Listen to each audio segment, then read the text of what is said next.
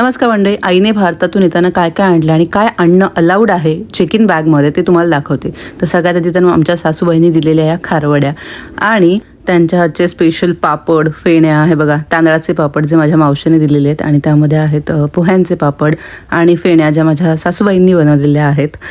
पापड आणि फेण्यांचा अजून एक डब्बा भरलेला आहे. त्यानंतर आईने बनवलेला हा घरगुती मसाला ज्याचे 2 डब्बे आहेत. त्यानंतर घरी बनवलेली हळद. त्यानंतर माझी एक मावशी अलिबागला राहते आणि कायमच कोणी येणार असेल तर मी तिला त्रास देते आणि सांगते की मला सुकट पाठवतं. बघा इतकी साऱ्या प्रकारची सुकी मच्छी तिने पाठवलेली आहे. त्यानंतर माझ्या आजीने दिलेले वाल आणि नंतर हे आहे लोणचं इकडे सुद्धा मिळतं, पण आपल्याला पाहिजे तो ब्रँड मिळत नाही, त्यामुळे मी तो सुद्धा भारतातून मागवला आहे. त्यानंतर पाणीपुरी, दहीपुरी, शेवपुरी काही बनवलं तर चाट मसाला तर पाहिजेच, तो आहे. त्यानंतर मिसळ मसाला आहे आणि बरेच वेगवेगळ्या प्रकारचे मसाले मी भारतातून मागवते. इथल्या इंडियन स्टोअरमध्ये हे सगळे मसाले तुम्हाला मिळतात, फक्त ब्रँड वेगळा असू शकतो, पण ते थोडे महाग सुद्धा असतात, म्हणून मी हे सगळे मसाले, कसुरी मेथी अगदी भारतातून मागवते. त्यानंतर इकडे आहे सुहाना चिकन बिर्याणी मिक्स आणि हे वापरूनच मी बिर्याणी बनवते आणि अतिशय चविष्ट होते ती. आता इकडच्या दुकानामध्ये पण चिली फ्लेक्स आणि ऑरिगॅनो मिळतं, पण ते खूपच महाग मिळतं आणि हे अगदी 50-35 रुपयाला मिळतं आपल्याकडे.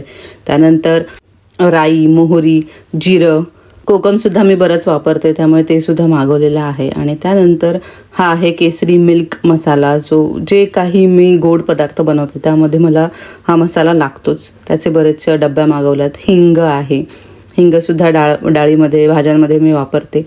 त्यानंतर गुलाबजामचं पॅकेट आहे चितळेचं आणि त्यानंतर हे आहे बारीक शेवयांचं पॅकेट.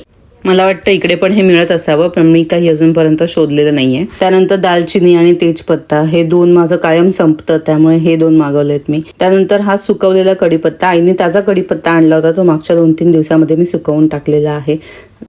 त्यानंतर हे शुद्ध A2 घी आहे. घरी सुद्धा मी घी बनवते, त्याचा मी व्हिडिओ शेअर केला होता, पण जर मला नस्य करायचं असेल तर मी हे घी वापरते.